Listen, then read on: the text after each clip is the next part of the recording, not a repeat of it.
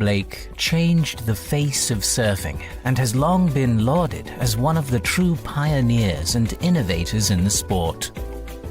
Although much has been written about him and his contributions, culminating in Gary Lynch's magisterial biography of him, Tom Blake, The Uncommon Journey of a Pioneer Waterman, published in 2001, very little work has been done on Tom Blake's Einsteinian philosophy.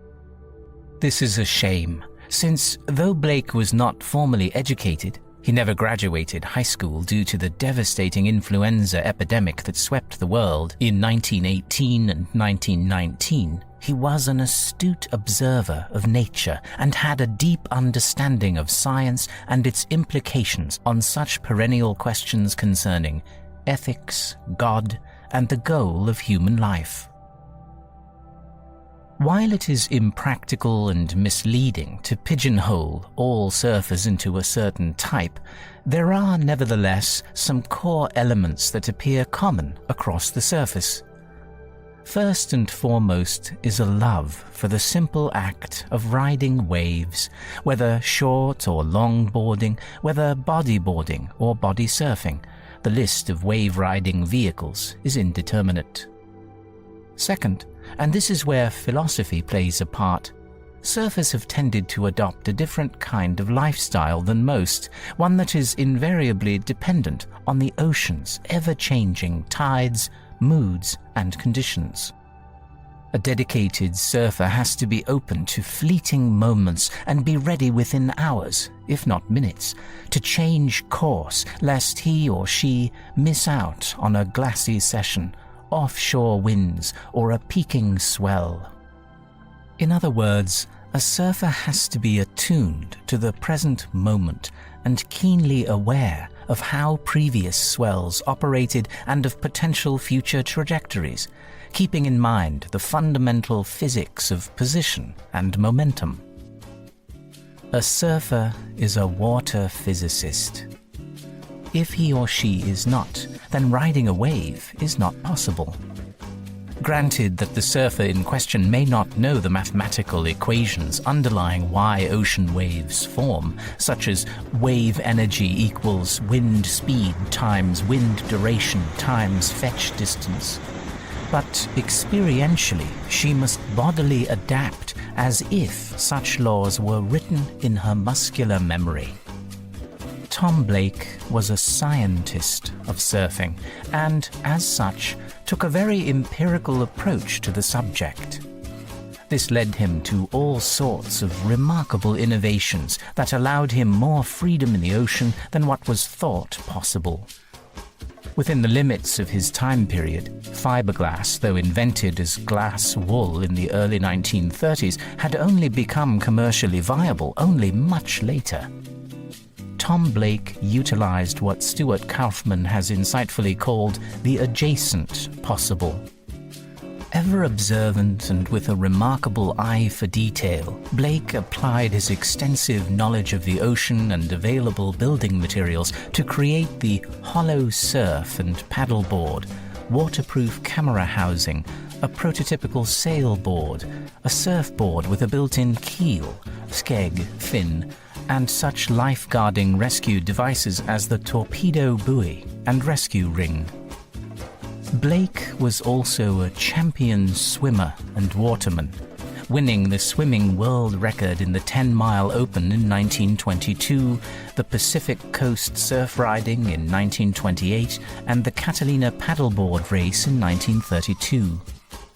But far beyond these accomplishments, Blake established a lifestyle around the sea that focused on what was ultimately important in life, perhaps best epitomized by his famous quip, "Lessen the overhead." Tom Blake lived a non-conventional life. Married once for a short period, had no offspring, and never really settled down until his final years back in his state of birth, Wisconsin. Yet, this most remarkable of men, by pursuing an oceanic vision, has transformed the lives of millions, not merely by his words, but precisely how he chose to live. For surfers around the world today are, to some measure, the lineal descendants of Tom Blake's ideas, encompassed as they were by a life fully lived, where the guiding principle is perhaps best summarized by an old Hawaiian proverb, "Never turn your back to the ocean." It is obvious in reading Voice of the Atom that Tom Blake was deeply influenced by Albert Einstein's theories, particularly his groundbreaking 1905 paper entitled "Does the Inertia of a Body Depend upon its Energy Content?", which explains the equivalence of mass and energy in the famous equation E equals mc².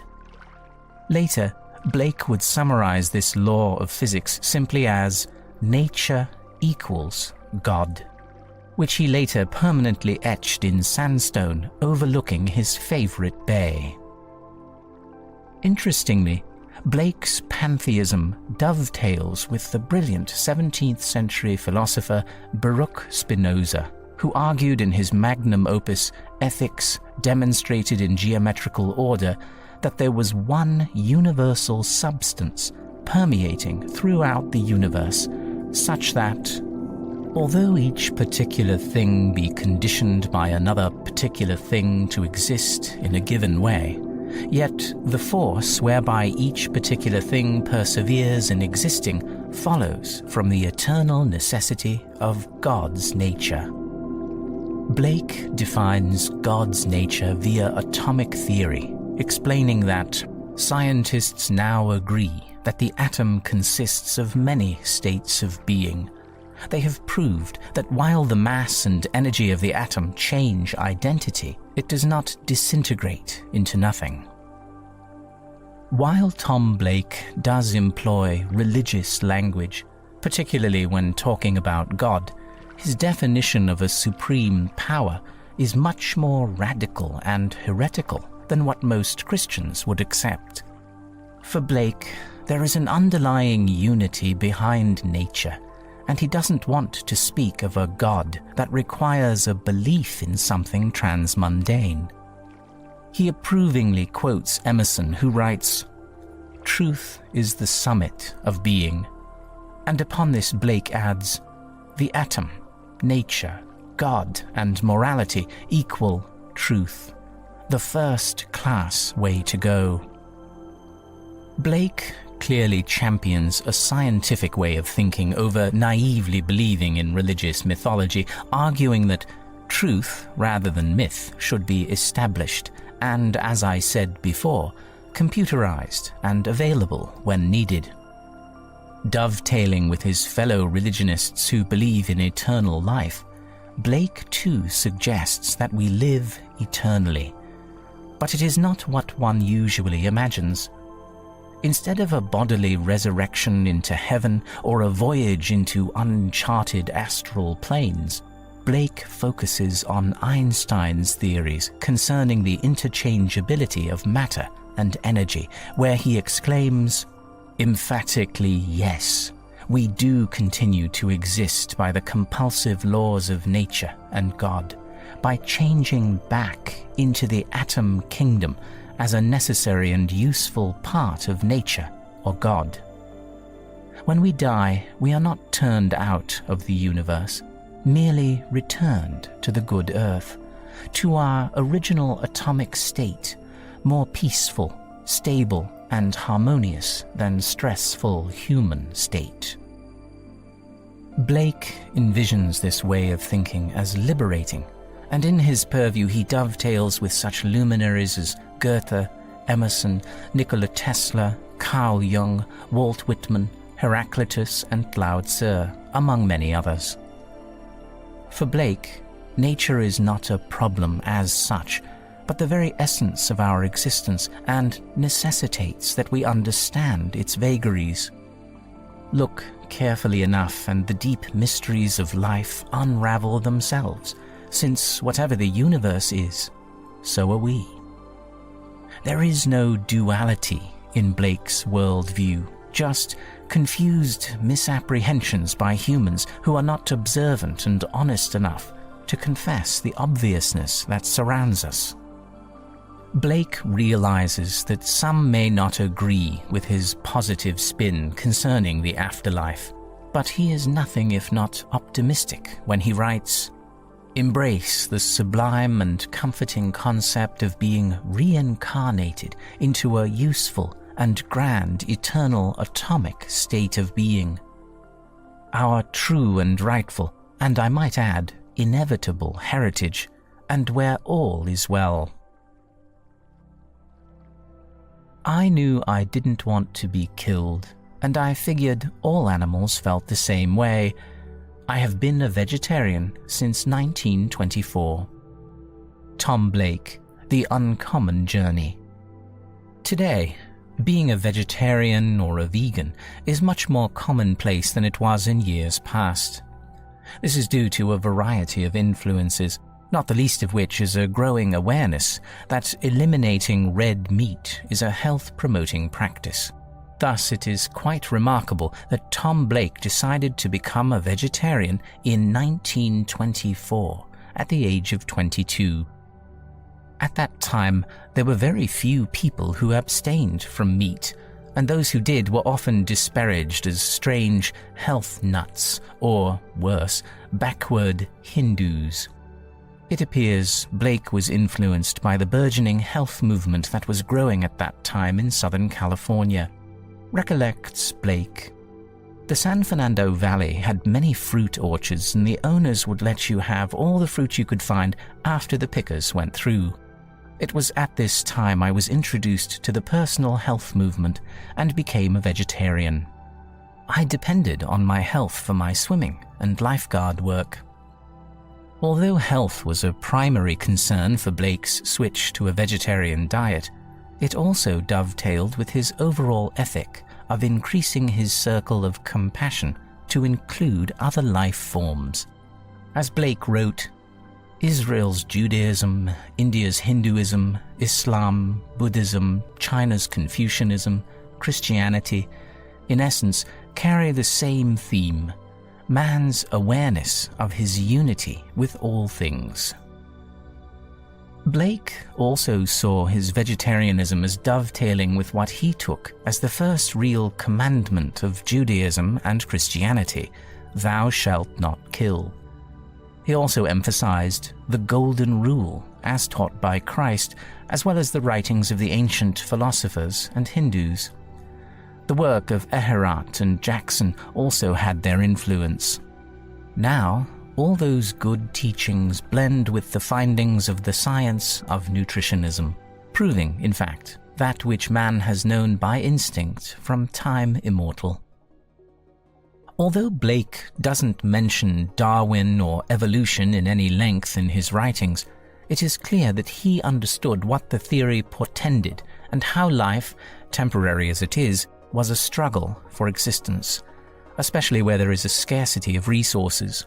But despite nature's ultimate indifference, Blake's philosophy is a very positive one, and he was willing to focus on a longer view of things, accepting in the process that man's former religious ideas have been superseded by a more accurate and robust scientific understanding, underlining that the old meaning of spiritualism died when Einstein identified energy as equivalent of mass.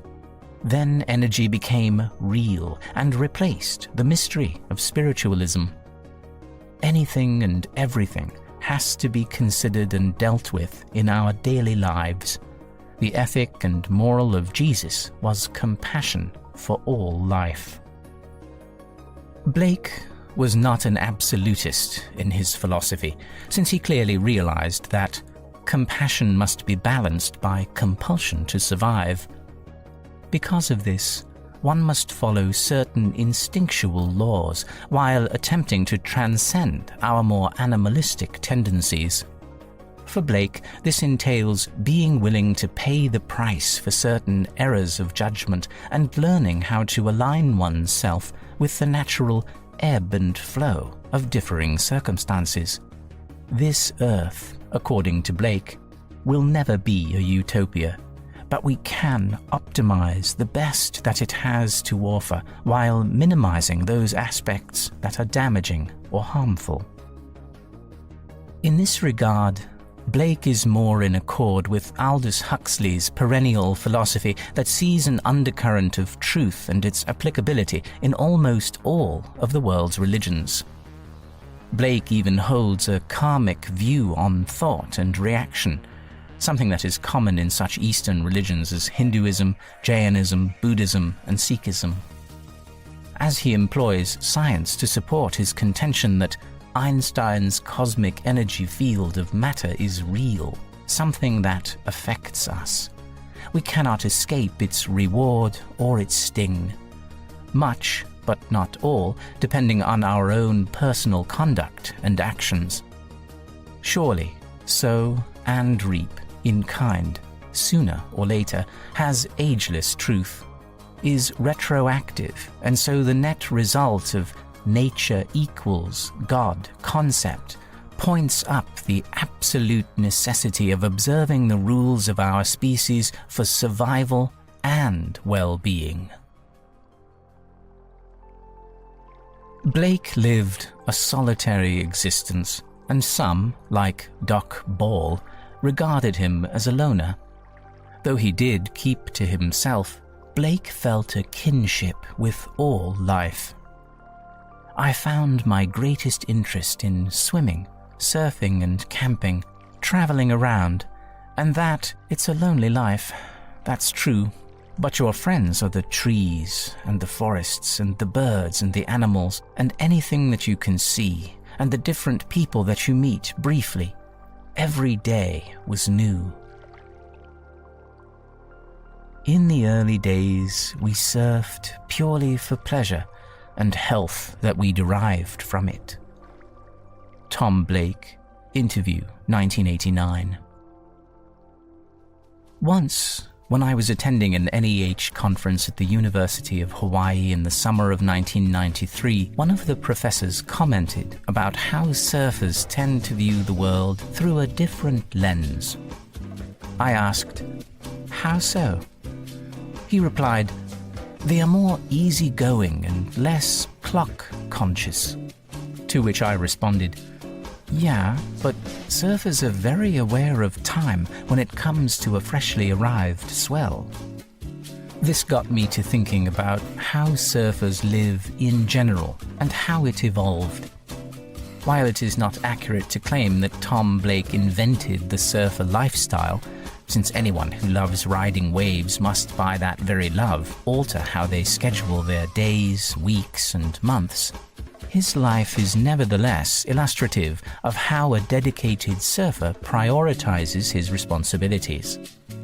It was a typical cliché in Hollywood movies about surfers that they were viewed as beach bums who were more interested in partying than in securing a steady job. Indeed, a close analysis of the famous 1959 movie, Gidget, and the sappy 1964 movie, Ride the Wild Surf, reveals it to be a moral play about whether an adult male should get a steady job or simply follow the sun and surf. Blake had to break societal expectations to embark on the kind of life he chose, since the cultural mores of his time were against those who wanted to live more freely without a typical 9-to-5 job. Surfers who followed swells and not a punch clock were oftentimes regarded as bohemians, or worse, simply loafers who contributed nothing to society. Tom Blake saw through the educational system with its Pavlovian grading system of pluses and demerits, and felt strongly that a life revolving around the sea was a deeper and richer education.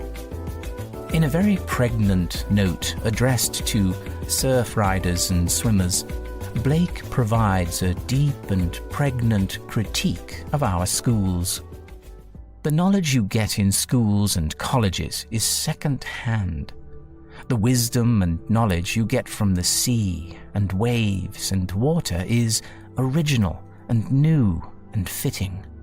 By all means, get some of this kind of education. Tom Blake also appears to have suffered some sort of traumatic experience when quite young, which led him to live a life on his own terms and not merely mimic his more conventional-minded peers. What exactly happened is unclear, and one can only speculate about what transformed his outlook.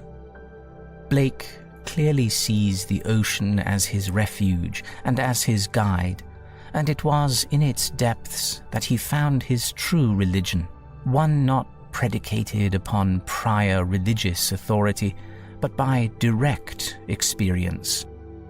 For Blake, nature is God, and aligning one's lifestyle to it is the highest form of worship.